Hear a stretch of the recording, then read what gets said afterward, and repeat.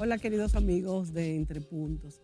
Amigos, al observar en retrospectiva la historia, podríamos evaluar con mayor claridad si estamos hoy viviendo un punto de inflexión significativo. La humanidad atraviesa una transformación profunda hacia un nuevo modelo económico y social, influenciada por diversos factores interrelacionados. Uno de estos factores es la reconfiguración geopolítica, marcada por tensiones entre las potencias como Estados Unidos, Rusia y China, que están redefiniendo alianzas y estructuras de poder. A esto se suman los avances tecnológicos y la revolución digital que remodelan nuestras sociedades y economías. Eventos recientes como la pandemia y los conflictos internacionales han alterado la economía global, afectando cadenas de suministros y mercados financieros. Por ejemplo, Alemania, una de las economías más fuertes de Europa, ha enfrentado desafíos económicos tras su dependencia del suministro de combustibles rusos, especialmente después del conflicto entre Rusia y Ucrania. Esta situación ha llevado a una reconfiguración de su economía y a debates sobre políticas energéticas y de seguridad. Además, el resurgimiento de nacionalismos y populismos, tanto de izquierda como de derecha, ha dominado el panorama electoral, polarizando las poblaciones en numerosos países, incluyendo a los Estados Unidos y varias naciones europeas y latinoamericanas. Bueno, pero pasando a acontecimientos más recientes, en Alemania, por ejemplo, las elecciones anticipadas celebradas el pasado domingo registraron una participación de un 82.5%, la más alta desde 1987. Los temas centrales fueron la inmigración y la crisis económica. El líder de la Unión Demócrata Cristiana, CDU, Friedrich Merz, se comprometió a formar un gobierno rápidamente, destacando la necesidad de una mayoría parlamentaria sólida. Merz ha enfatizado la importancia de que la CDU no se alíe precisamente con el partido de la extrema derecha, Alternativa para Alemania, AID, que obtuvo casi el 21% de los votos en estos comicios. Este resultado refleja una reconfiguración en la política alemana y plantea pues desafíos para la formación de coaliciones gubernamentales. Por otro lado, la reelección de Donald Trump en los Estados Unidos también apunta hacia nuevos cambios. Sus recientes declaraciones sobre la situación en Gaza y su conversación telefónica con Vladimir Putin, abordando pues posibles escenarios en la guerra de Ucrania, han generado diversas reacciones en la comunidad internacional. Además, la asistencia del vicepresidente J.D. Vance a la Conferencia de Seguridad de Múnich, donde discutió la nueva política exterior de los Estados Unidos respecto a Europa y criticó ciertas políticas europeas, ha sido objeto de análisis y de debate. Un aspecto notable de la creciente influencia de Elon Musk en el gobierno estadounidense, bueno, esto nos llama la atención, este reconocido magnate tecnológico, quien ha sido nombrado jefe del Departamento de Eficiencia Gubernamental, reflejando su estrecha relación con la administración Trump. Esta colaboración ha suscitado preocupaciones entre legisladores estadounidenses, quienes advierten que China podría utilizar los intereses comerciales de Musk para influir en las políticas de Estados Unidos. Estos eventos ilustran cómo las dinámicas políticas y económicas actuales están configurando un nuevo orden mundial con implicaciones significativas para el futuro de nuestras sociedades. Para conversar sobre estos temas, nos acompaña el analista Alfredo de la Cruz, especialista en seguridad nacional y relaciones internacionales. Bienvenido, Alfredo. Gracias, Mónica. Un placer estar aquí en tu espacio. Nuestro espacio. Nuestro espacio, porque desde que ya yo había entrevistado a Alfredo en cuestiones de seguridad, pero después que supe tu afición por estos temas de política exterior, geopolítica y todas estas intríngulis, que yo creo que son los temas en este momento más importantes, porque es que nos dan una visión de lo que está pasando en el mundo y cómo en esta isla del Caribe se reflejan cada uno de esos pasos que se dan en China, en Rusia, en Ucrania. Todo está interconectado y más ahora cuando, como decimos, la tecnología nos ha acercado a todos.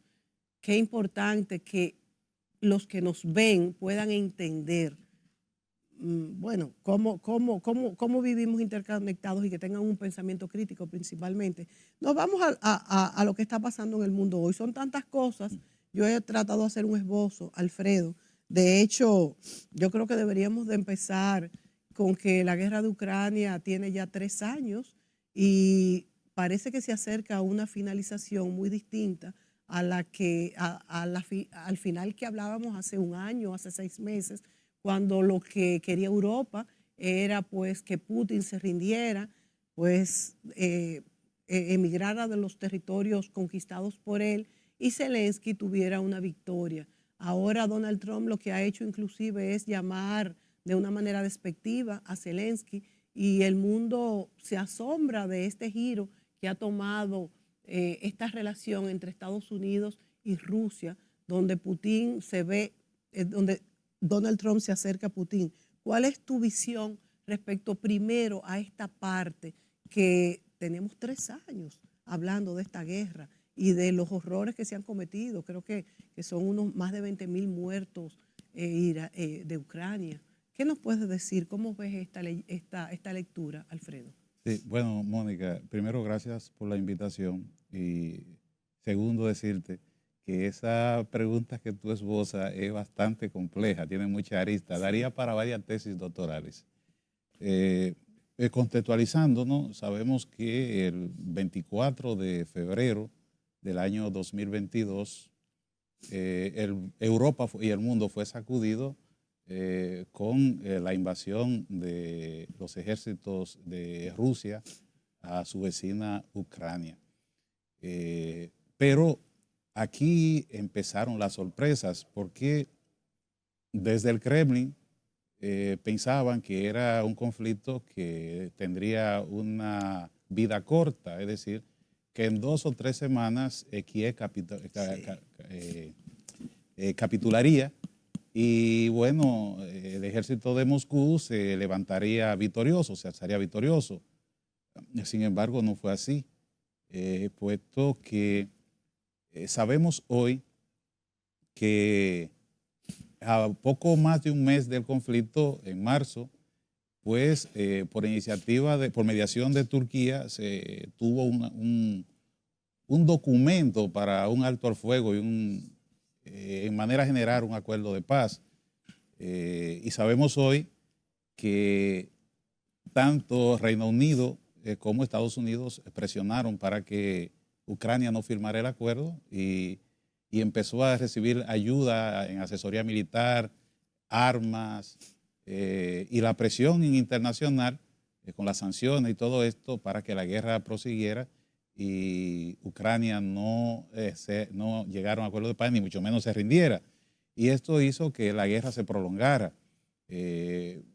Una guerra que empezó ganando Rusia con la ayuda internacional, con la ayuda occidental, pues Ucrania se fue colocando adelante y ya para el 2023 parecería ser que los ejércitos de Moscú estaban en aprieto. Sin embargo, 2023, 2024, las discusiones en el Senado de Estados Unidos por la financiación, por el financiamiento a la guerra, empezó a enfrentar tropiezos.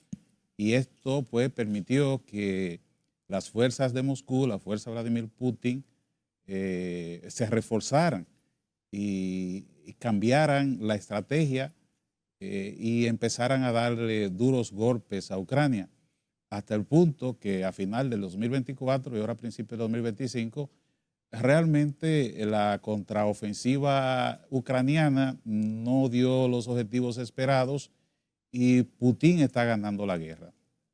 Si tú recuerdas, en uno de los programas que hicimos aquí siempre hablamos de que esa era una guerra muy compleja porque, en primer lugar, Occidente no podía permitir que Rusia ganara, pero tampoco Rusia se podía dar el lujo de perderla. Y dado que en términos militares Rusia es la segunda superpotencia a nivel global y en términos nucleares la primera, esto era un asunto un tanto complejo. Bueno, con el cambio de administración en Estados Unidos, todo esto se aceleró favorable a Rusia, puesto que una de las promesas de campaña que llevó a Trump al poder fue terminar con la guerra en 24 horas. Sin embargo, en esa estrategia, Trump y sus asesores dejaban de ver el interés de Estados Unidos, que fue quien en realidad hizo a Zelensky y a Ucrania meterse a la guerra. La administración Biden, la administración demócrata. Y hoy vemos, para sorpresa del mundo, que el presidente de Estados Unidos, Donald Trump, dice que Zelensky es un dictador, que la guerra ha sido por culpa de él, y eso está lejos de la verdad. Si bien Zelensky tuvo algunos fallos, porque sabía que de alguna manera en estos pleitos de superpotencia, siendo Ucrania el teatro de operaciones, iba a terminar muy mal. Y mientras más se alargara la guerra, más daño para Ucrania, porque corría el riesgo de destruir toda su infraestructura, lo que estamos viendo hoy.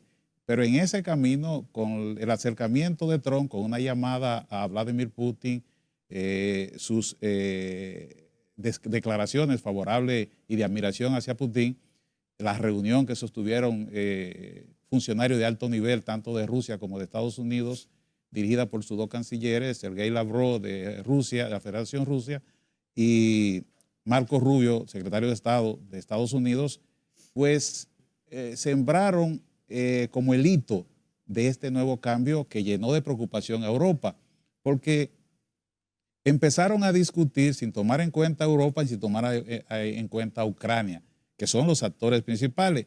Ucrania porque allí está el conflicto y Zelensky es el presidente, que tiene un 52% de aprobación según las encuestas, va de un 52 a un 58, por tanto no es un dictador, o sea, llegó con unas elecciones. Sí.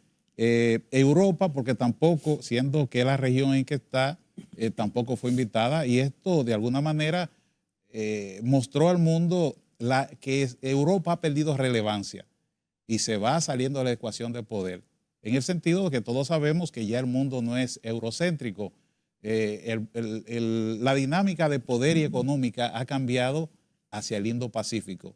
Y parecería ser, en el fondo, Mónica, que aunque la estrategia de Trump no es mala en el fondo, pero de forma afecta a sus aliados tradicionales, que es la Unión Europea. ¿Por qué digo que no es mala en el fondo? Porque todos sabemos que hace más de 15 años Estados Unidos manifestó su interés en trasladar su accionar al Indo-Pacífico. De hecho, antes se hablaba de la región del Pacífico y en un aspecto estratégico se cambió el nombre a Indo-Pacífico porque abarca más a los aliados de Estados Unidos de aquella zona, pero ese traslado era precisamente para contener a China en su región por el ascenso que estaba teniendo China. Entonces, eso con Trump, la administración Biden aceleró ese proceso de acercamiento entre China y Rusia. Las sanciones ayudaron a eso. Las sanciones al final han perjudicado de alguna manera más a Occidente de manera efectiva que a la propia Rusia, por lo que hicieron fue lanzar a Rusia a los pies económicos de China. Entonces, si vemos a ese gran geopolitólogo, Henry Kissinger, que siempre aconsejó que había que tener a Moscú más cerca de Washington y apartado de Beijing, y a Beijing apartado de Moscú y más cerca de Washington, pues haciendo óbice a esa advertencia de esa recomendación de Kissinger, pues este conflicto arrojó a Putin a los brazos, a los pies de China. Y entonces estos dos países juntos, China y Rusia, es la única alianza en la tierra que puede hacer temblar y desaparecer, terminar la hegemonía de Estados Unidos. Pues esto ha llevado a Trump, a sus asesores, a buscar la manera de distanciar a Putin de Xi Jinping. ¿Y cuál es la forma? Bueno, concediéndole sus demandas. Desde un principio, Putin habló de que Ucrania no podía pertenecer a la OTAN y que no aceptaría armas allí.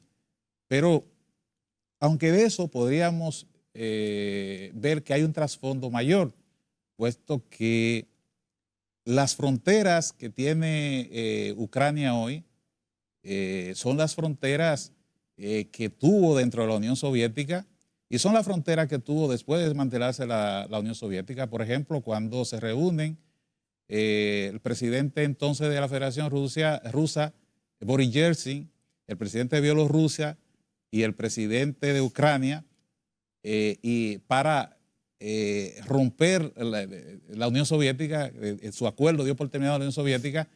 El presidente entonces de Ucrania se encargó de que en ese documento figurara que los límites de Ucrania eran lo que tenía dentro de la Unión Soviética, tomando en consideración que Nikita Khrushchev había cedido Crimea por allá por el 54 a Ucrania, siendo que Khrushchev era de origen ucraniano. Para algunos expertos dicen que esto fue producto de los acuerdos que llegó Khrushchev para la desaparición de Stalin, llegar a la más alta posición en el Soviet Supremo. Pero bien, eso lo traigo en colación porque desde el principio Vladimir Putin planteaba que Ucrania no existía.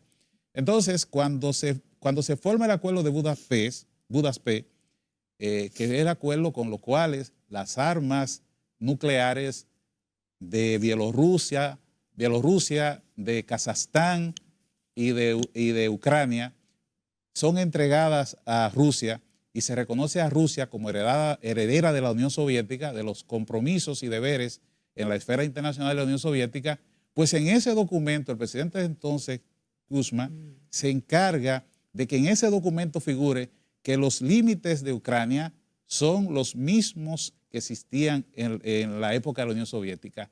Y si bien Putin y Rusia siempre han esgrimido los títulos de propiedad que tiene Rusia desde la época en que Catalina la Grande, de la mano de su príncipe Potemkin, arrancó esos territorios a los canatos turcomanos que habitaban la Crimea y esa parte este de la región de Ucrania.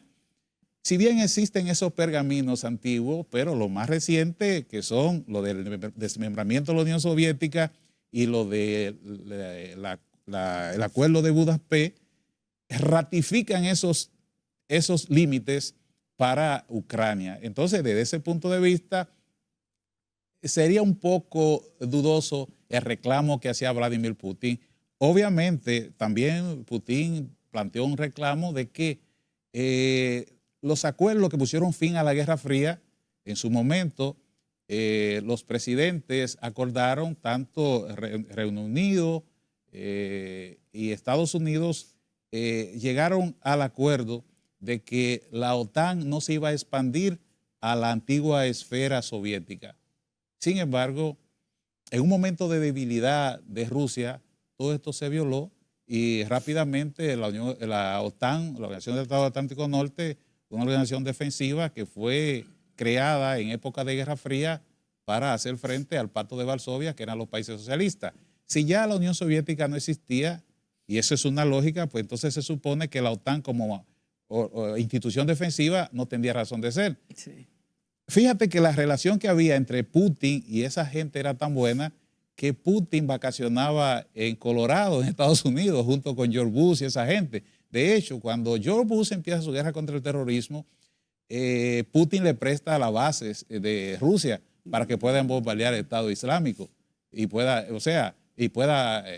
hacer todas estas operaciones de la guerra. O sea, el tipo de relación que había entre ellos. Incluso Putin solicitó su adhesión a la OTAN y todo era color de rosa. Sí. Entonces, parte de lo que Putin reclama hoy es que esos acuerdos, si bien no estaban escritos, pero existían, no se respetaron, y entonces la OTAN ha intentado cercar a Rusia.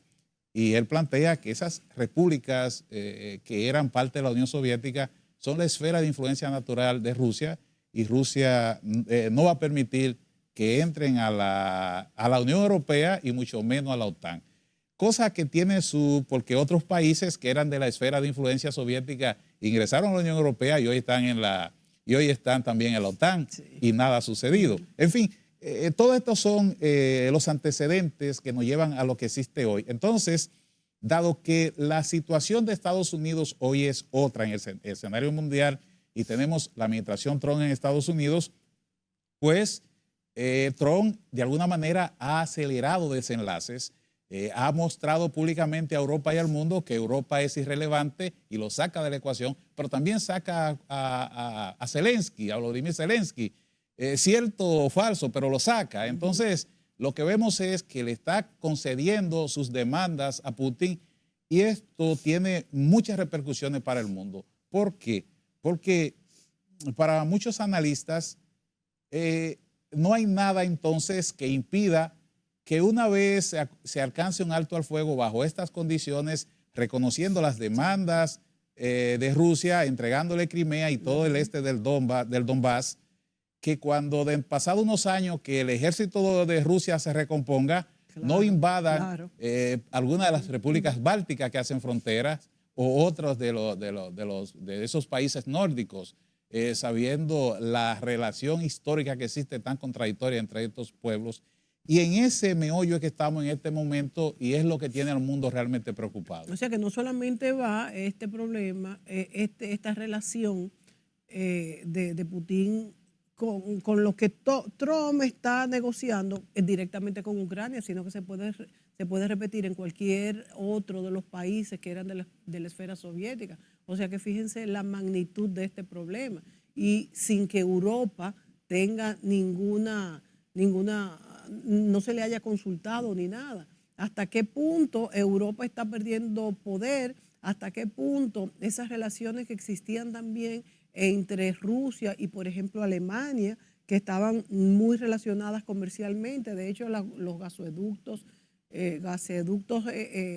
tanto el Nord Stream 1 como el 2, que nunca se puso en funcionamiento, le salía mucho más barato el gas, era algo directo, un suministro directo. ¿Hasta qué punto se supone que los países iban a poder negociar de una manera ya sin que tuvieran estas cuestiones políticas de antes la Guerra Fría y todo esto? Se supone que esto iba aflojando. Sin embargo, todo se ha vuelto a caldear. Pero ¿hasta qué punto Trump con esta negociación va a poder tener a Putin de su lado cuando realmente sabemos que los intereses de Putin son tan fuertes que puede volver a pasar perfectamente esto que tú avisoras, de que él invada cualquier otra de los países de su órbita? ¿Hasta qué punto estas naciones como Rusia y China van a ser aliados de Occidente, que es lo que prefiere, bueno, en este caso Putin, no China, sino tú has explicado muy claramente que lo que se quiere es que ellos dos no formen un frente contra Occidente? Pero mi pregunta es, ¿hasta qué punto esto puede ser confiable y no siempre penderá la amenaza desde este punto de vista, y hasta qué punto ha perdido realmente Europa poder?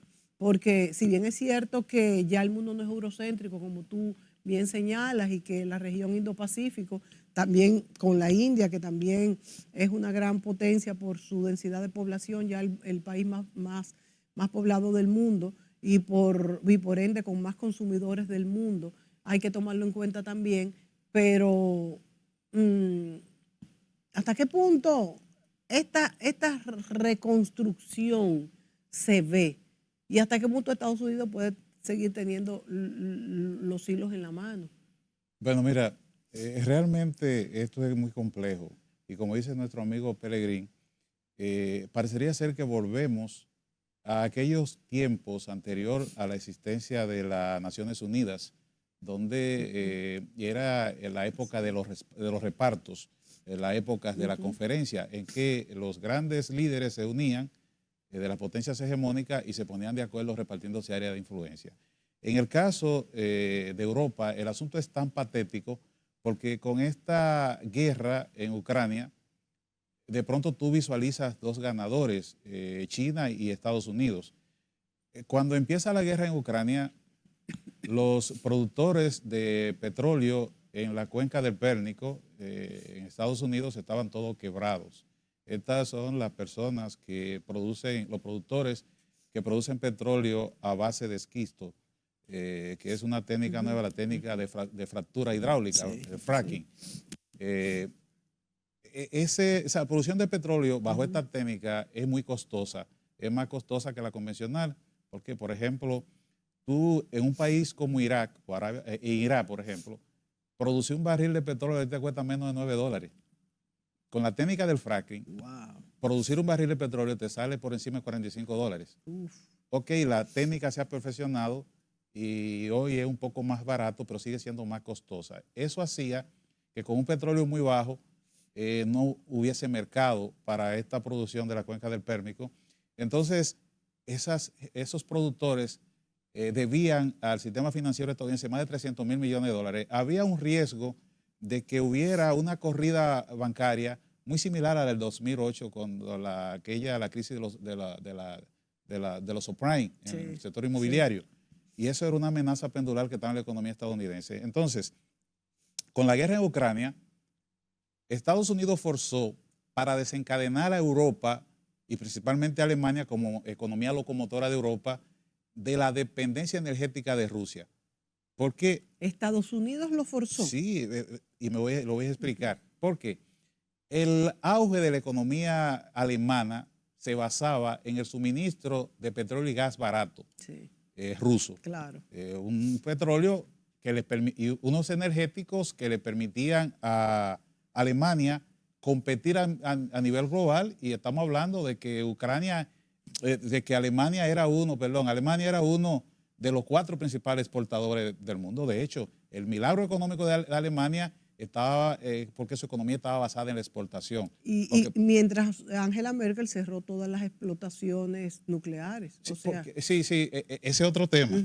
Ese otro tema. Que también dio paso a que se dependiera mucho más de Rusia. Porque a Angela Merkel va a haber que volverla a evaluar a la luz de los nuevos acontecimientos. Entonces, al desencadenar a Europa y principalmente a Alemania de ese petróleo barato ruso, lo forzaron a buscar energéticos en el mercado internacional, a tener que construir nuevas infraestructuras, a buscar gas en Qatar, en Japón y en el mismo Estados Unidos. Entonces Estados Unidos encontró un mercado virgen para colocar los almacenes estaban llenos, no habían de colocarlo. Entonces todo ese petróleo y todo ese gas que había en Texas, allá en toda la cuenca del Pérmico, empezaron a exportarlo a Europa, un gas y un petróleo que salen más caro. ¿Por qué? Porque el petróleo de Rusia llegaba por gasoductos, mientras que el de Estados Unidos hay que llevarlo en barco, estos grandes barcos petroleros, hay que hacer regasificadoras. Exacto, eso es complicadísimo. Entonces ha hecho que Alemania y toda Europa salga de competitividad en el mercado internacional del comercio. Entonces, esto ha hecho que Europa pierda relevancia, y esto ha llevado al que el Producto Interno Bruto de Alemania haya caído, el decrecimiento económico, todo esto. Pero después de la guerra de Ucrania. Precisamente. Pero ¿por qué tú dices que Estados Unidos lo empujó a Alemania a depender de Rusia? No. Todo lo contrario. Rompió la dependencia que había de Rusia. Claro. Se justificó en su momento desde el punto de vista de la seguridad nacional. Pero realmente ahora es que ellos están débiles, porque si bien en teoría no dependen de los flujos energéticos de Rusia, ahora lo compran más caro, porque ¿qué es lo que ha hecho India? India, con la flota fantasma rusa, lo que hace es que le compre el petróleo con descuento a Rusia, lo procesan y se lo vende refinado a Europa. Entonces están comprando el mismo petróleo, los mismos energéticos que compraban barato antes, lo están comprando ahora más caro, y eso ha sacado a Europa de competitividad. Y Alemania, que era la locomotora económica de Europa, está teniendo graves problemas económicos, y lo vemos ahora, donde cae el partido de la coalición de gobierno con Olaf Scholz a la cabeza, y viene ahora en las elecciones, gana el partido de Friedrich Merz, que si bien hay una diferencia en los sistemas, mientras que aquí las alianzas se hacen en la oposición para ir a las elecciones y ganar, en esos sistemas parlamentarios se va a elecciones, y las alianzas se hacen después que tú participas en las elecciones para formar gobierno y gobernar. Igual que en España. Sí, entonces, en esos sistemas parlamentarios. Entonces ahora el detalle está en que Merz tiene que formar gobierno, y él dice que hay que reencauzar otra vez a Alemania para que recupere la senda del crecimiento, y es un problema, porque si bien él es anti-Rusia y todo, pero es respondón. A Trump no le iría tan cómodo un gobierno encabezado por él. Entonces habría que ver qué viene ahora. si sigue la decadencia de Europa o si Europa se renueva y puede ser otra vez catalogado como un actor internacional importante. Porque es que Europa muchos lo catalogan como un gigante de pies de barro, porque si bien ha tenido un poder económico, en el plano de vista militar depende enteramente de Estados Unidos, porque la OTAN, la gente dice la OTAN, pero la OTAN es Estados Unidos, Estados Unidos que controla la OTAN. Y Trump no está muy por darle fondos a la OTAN. Sí, el presupuesto la mayor parte lo cubre Estados Unidos. De hecho, Estados Unidos tiene cerca de 100,000 y pico de efectivos militares repartidos en Europa.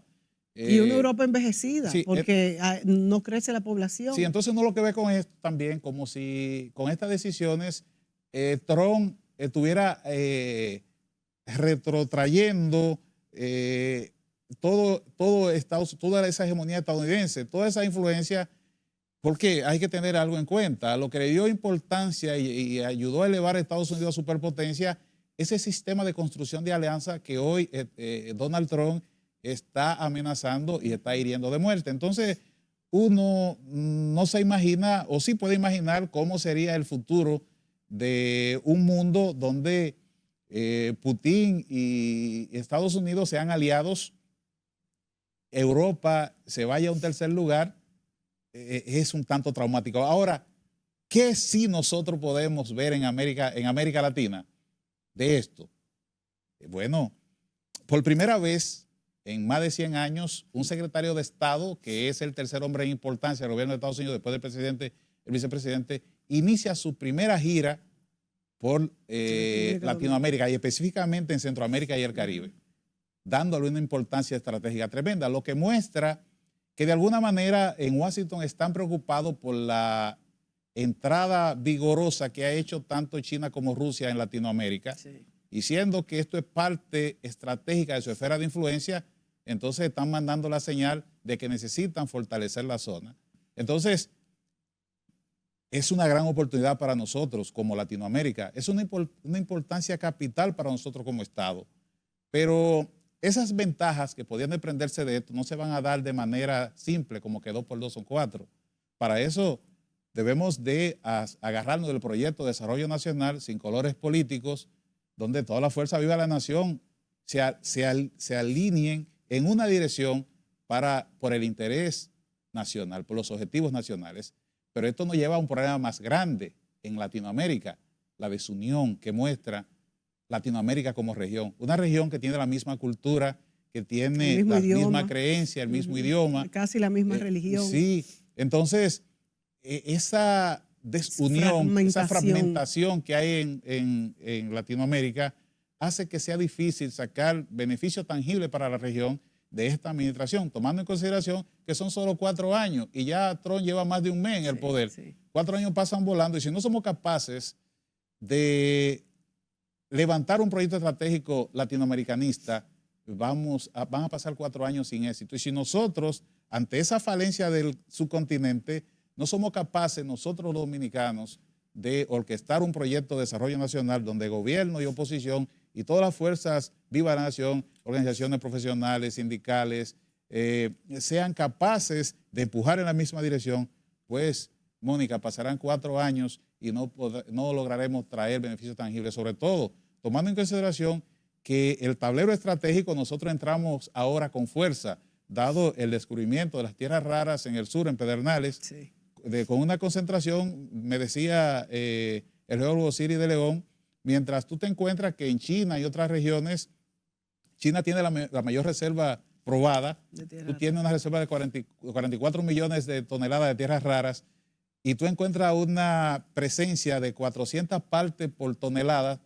Aquí en República Dominicana, en la región de Pedernales, tú te encuentras con 1.500, 1.600 y 1.700 partes, la concentración, 1.700 partes. ¿Y cuántas toneladas tenemos? ¿Ya eso se sabe? En la bruta son 100 toneladas, 100 millones de toneladas. 100 millones de toneladas. Y esas son las brutas. Ahora con los estudios que deberían de estar listos en 3 o 4 meses, ponle 5, ya podrían estar calibradas las reservas netas.